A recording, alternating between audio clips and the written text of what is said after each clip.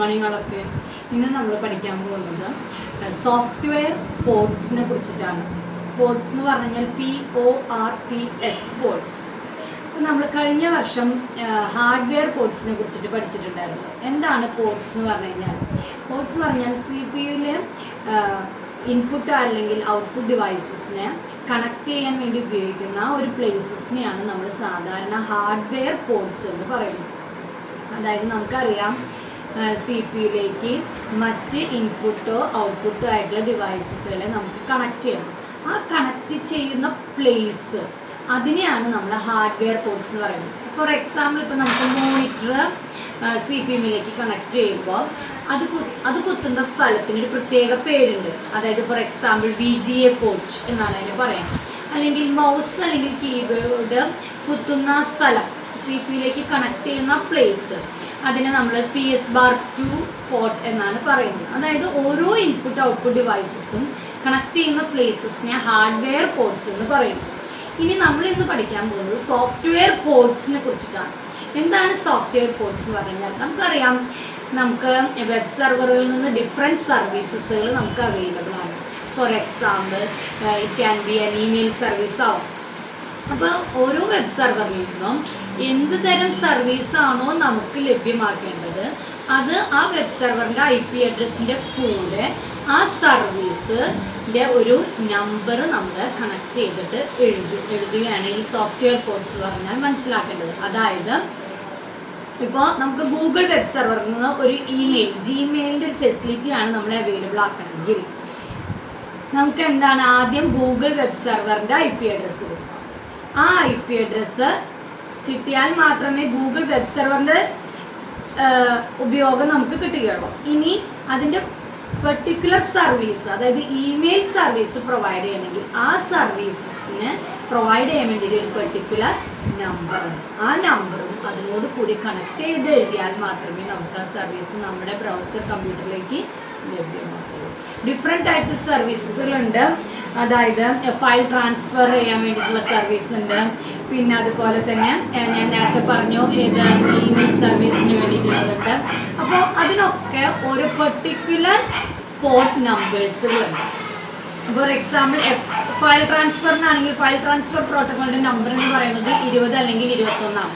അപ്പോൾ നമുക്ക് ഒരു ഫയൽ ട്രാൻസ്ഫർ ചെയ്യണമെങ്കിൽ അത് ഏത് വെബ് സെർവർ ഉപയോഗിച്ചിട്ടാണ് ട്രാൻസ്ഫർ ചെയ്യണമെങ്കിൽ ആ വെബ് സെർവറിൻ്റെ IP അഡ്രസ്സിൻ്റെ കൂടെ ഈ 20 അല്ലെങ്കിൽ 21 എഴുതുക. അത് ഒരു 16-ബിറ്റ് നമ്പർ ആയിട്ടാണ് എഴുതുക. 21 എന്നല്ല എഴുതുക. അതിൻ്റെ കറസ്പോണ്ടിങ് 16-ബിറ്റ് നമ്പർ ആയിട്ടാണ് നമ്മൾ അത് എഴുതുന്നത്. ഇനിയും നമ്മുടെ ടെക്സ്റ്റ് ബുക്കിൽ ഒരു ടേബിൾ കൊടുത്തിട്ടുണ്ട് ഡിഫറെൻറ്റ് സർവീസസുകളുടെ ഡിഫറെൻറ്റ് പോർട്ട് നമ്പേഴ്സുകൾ. അപ്പോൾ അതിൽ ഇമ്പോർട്ടൻ്റ് ആയിട്ടുള്ള FTP-യുടെ പഠിക്കണം, അതുപോലെ SMTP-യുടെ പഠിക്കണം, DNS-ൻ്റെ പഠിക്കണം, HTTP-യുടെ പഠിക്കണം. കുറച്ച് എണ്ണത്തിൻ്റെ പോർട്ട് നമ്പേഴ്സ് നമ്മൾ ബൈഹാർട്ട് ചെയ്ത് പഠിക്കണം. ഇനി ഇതിൽ പഠിക്കേണ്ട ഒരു പോയിന്റ് എന്ന് പറയുന്നത് ഇത്രയേ ഉള്ളൂ. What do you mean by port number?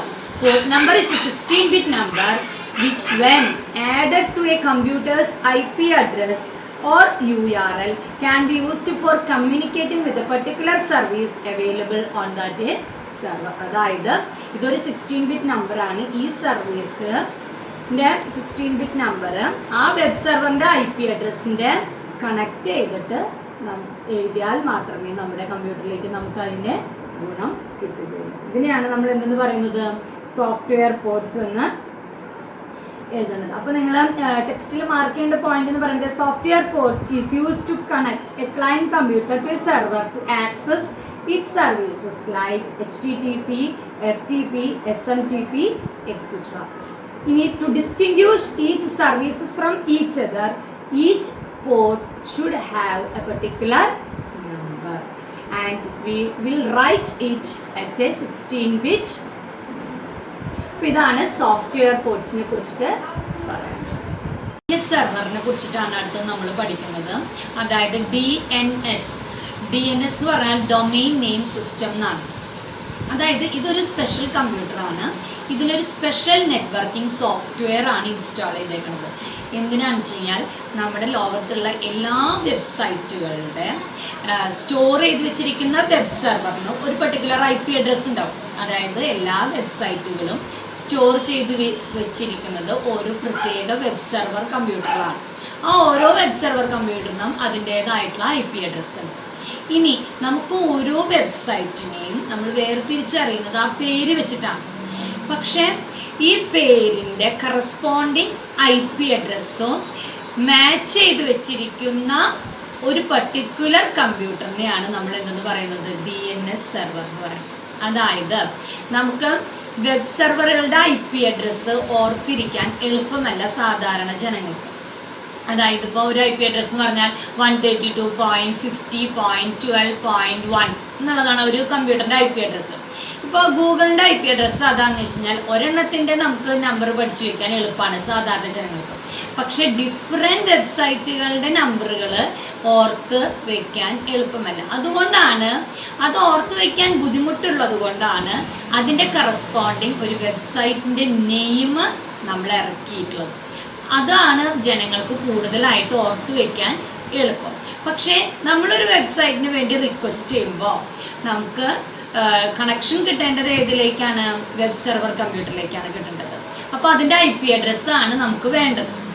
പക്ഷേ അതിൻ്റെ IP അഡ്രസ്സ് നമുക്ക് കിട്ടണമെങ്കിൽ ഈ ഡൊമെയിൻ നെയിം സെർവർ എന്ന് പറയുന്ന കമ്പ്യൂട്ടറിൽ ലോകത്തുള്ള എല്ലാ വെബ്സൈറ്റുകളുടെ പേരും അതിൻ്റെ കറസ്പോണ്ടിങ് IP അഡ്രസ്സും ഒരു ഡാറ്റാബേസിൽ എഴുതി വെച്ചിട്ടാണ്. അപ്പോൾ നമ്മളിപ്പോൾ ഫോർ എക്സാമ്പിൾ ഗൂഗിൾ വെബ്സൈറ്റ് ആണ് നമ്മുടെ കമ്പ്യൂട്ടറിൽ നമ്മൾ ടൈപ്പ് ചെയ്യണമെന്ന് വെച്ച് കഴിഞ്ഞാൽ ഉടനെ തന്നെ അതിൻ്റെ IP അഡ്രസ്സ് കിട്ടാൻ എന്ത് ചെയ്യുന്നു? നമ്മുടെ ക്ലയൻറ്റ് കമ്പ്യൂട്ടർ ഏറ്റവും അടുത്തുള്ള DNS സെർവറിലേക്ക് പോയി നോക്കുന്നു. അതായത് ഗൂഗിളിൻ്റെ IP അഡ്രസ്സ് അതിലുണ്ടോ എന്ന് നോക്കുന്നു. ഇനി അതിലില്ലെങ്കിൽ അതിൻ്റെ അപ്പുറത്തേക്കുള്ളത്, അതായത് ലോകത്ത് മൊത്തം 13 റൂട്ട് DNS സെർവേഴ്സുകളാണ് ഇരിക്കുന്നത്. അതായത് പല സ്ഥലങ്ങളിൽ, അതായത് ഇപ്പോൾ ഫോർ എക്സാമ്പിൾ ഇന്ത്യയിൽ ചിലപ്പോൾ 2 എണ്ണം ഉണ്ടായിരിക്കുമല്ലോ, ബോംബെയിൽ 1, ഡൽഹിയിൽ 1. ഇനി അപ്പോൾ നമ്മൾ ഗൂഗിൾ വെബ്സൈറ്റ് ഇപ്പോൾ ഇരിക്കുന്നത്, ഗൂഗിൾ വെബ്സൈറ്റിൻ്റെ വെബ് സെർവർ ഇരിക്കുന്നത് അമേരിക്കയിലാണ്. അപ്പോൾ നമുക്ക് അതിൻ്റെ IP അഡ്രസ്സ് ചിലപ്പോൾ നമ്മൾ ബോംബെയിൽ ഉള്ള DNS സെർവറിലായിരിക്കില്ല സ്റ്റോർ ചെയ്ത് വെച്ചിരിക്കുന്നുണ്ടാവുക. അതിലും അപ്പുറത്തുള്ള ഏതെങ്കിലും യൂറോപ്യൻ കൺട്രീസിലുള്ളതോ അതിനപ്പുറത്തുള്ള ഏതെങ്കിലും കൺട്രീസിലുള്ള DNS സെർവറിലായിരിക്കും എഴുതിയിട്ടുണ്ടാവുക. അപ്പോൾ ആദ്യം അത് നമ്മുടെ ഏറ്റവും അടുത്തുള്ള ലോക്കൽ DNS സെർവറിൽ, ഇപ്പോൾ ബോംബെയിലുള്ള DNS സെർവറിൽ പോയി ചെക്ക് ചെയ്യും അവിടെ ഉണ്ടോയെന്ന്. ഇല്ലെങ്കിൽ ഉടനെ തന്നെ അതിൻ്റെ അപ്പുറത്തേക്കുള്ള സ്ഥലത്തേക്ക് പോകുന്നു. അവിടെ നിന്ന് IP അഡ്രസ്സ് കിട്ടിക്കഴിഞ്ഞ് കഴിഞ്ഞാൽ ഉടനെ തന്നെ നമുക്ക് ആ IP അഡ്രസ്സ് വെച്ച് വെബ് സെർവറായിട്ട് നമ്മൾ കണക്ട് ചെയ്യാണ് ചെയ്യുന്നത്. അപ്പോൾ ഇതാണ് DNS സിസ്റ്റം അല്ലെങ്കിൽ ഒരു DNS സെർവർ കമ്പ്യൂട്ടറിൻ്റെ പ്രത്യേക യൂസ്. ഇപ്പോൾ നമ്മളിപ്പോൾ ഇത്രയും ചെയ്യാറുള്ള കമ്പ്യൂട്ടറിൽ നിങ്ങൾ ശ്രദ്ധിച്ചിട്ടുണ്ടാവും, അഡ്രസ് ബാറിൽ നമ്മൾ ഒരു വെബ്സൈറ്റിൻ്റെ പേര് അടിച്ചു കൊടുക്കും.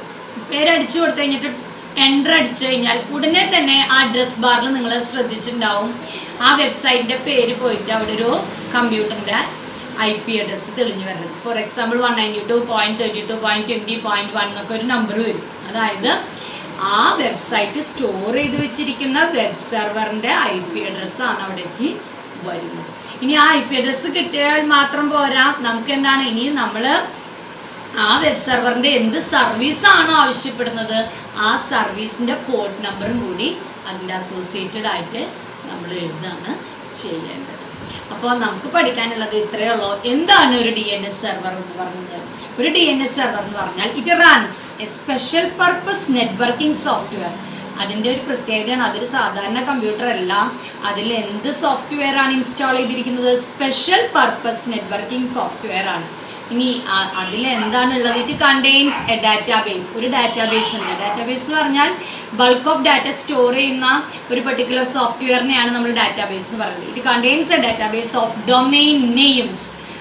ഡൊമെയിൻ നെയിംസ് എന്ന് പറഞ്ഞാൽ എന്താണ്? വെബ്സൈറ്റുകളുടെ പേര്. അത് ഡൊമെയിൻ നെയിമിൻ്റെ മറ്റൊരു പേരാണ് website names and dare IP address. അപ്പോൾ DNS സെർവറിൽ എന്താണുള്ളത്? ഓരോ വെബ്സൈറ്റുകളുടെ പേരും അതിൻ്റെ കറസ്പോണ്ടിങ് എന്താണുള്ളത്? IP അഡ്രസ്സ് ആണുള്ളത്. ഇനി നമുക്കറിയാം പല വെബ്സൈറ്റുകളുടെ എക്സ്റ്റൻഷനുകൾ, ചിലതിൻ്റെ .org ആയിരിക്കും, ചിലതിൻ്റെ .com ആയിരിക്കും, ചിലതിൻ്റെ .in ആയിരിക്കും. അപ്പോൾ അങ്ങനെ സ്പെസിഫിക് ഡൊമെയിൻ നെയിംസിലുള്ളത് ഓരോ പെർട്ടിക്കുലർ DNS സെർവേഴ്സിലായിരിക്കും സ്റ്റോർ ചെയ്ത് വെച്ചിട്ടുണ്ടായിരിക്കും.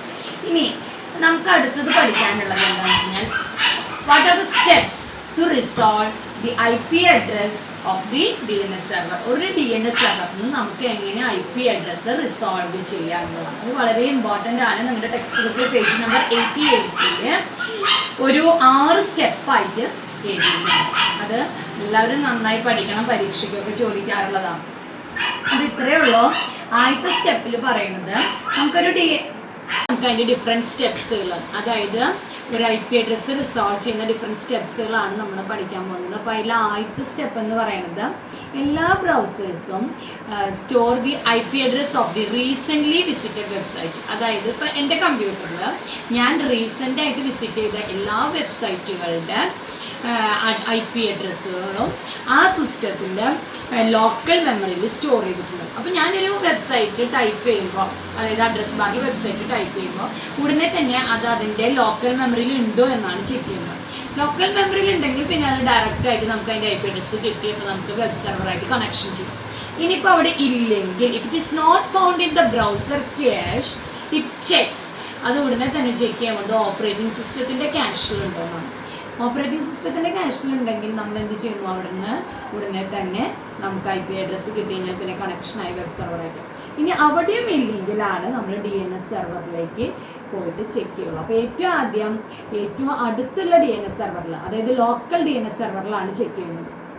അവിടെ ഇല്ലെങ്കിലാണ് റിക്കേഴ്സീവായിട്ട് ഓരോ DNS സെർവറിലും ചെക്ക് ചെയ്തിട്ട് എവിടെയാണോ നമുക്ക് ആവശ്യമുള്ള വെബ്സൈറ്റിൻ്റെ IP അഡ്രസ്സ് സ്റ്റോർ ചെയ്ത് വെച്ചിരിക്കുന്നത് ആ DNS സെർവറിൽ നിന്ന് നമ്മളത് കളക്ട് ചെയ്യും.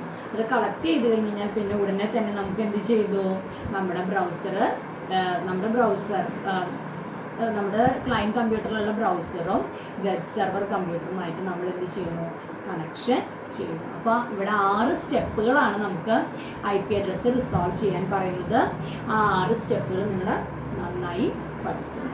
ഓക്കെ, ഇനി നമുക്കിപ്പോൾ ബേസിക് ആയിട്ടുള്ള കാര്യങ്ങൾ ഇപ്പോൾ നമ്മൾ പഠിച്ചു. ഇനി നമ്മൾ അടുത്ത സെക്ഷനിലേക്ക് പോകുന്നത് വെബ് ഡിസൈനിങ്ങിനെ കുറിച്ചിട്ടാണ്. അതായത് നമ്മളൊരു ചെറിയൊരു വെബ്സൈറ്റുകൾ ഡിസൈൻ ചെയ്യാൻ പഠിക്കാൻ പോവാണ്. അപ്പോൾ ഒരു വെബ്സൈറ്റ് എന്ന് പറഞ്ഞാൽ ഞാൻ ആദ്യത്തെ ക്ലാസ്സിൽ പറഞ്ഞു, it is A collection of web pages. അപ്പോൾ ഒരു വെബ്സൈറ്റ് ഓർത്ത് വയ്ക്കാം. നെക്സ്റ്റ് ക്ലാസ്സിൽ കൂടുതൽ നമുക്ക് പഠിക്കാം. Okay, thank you.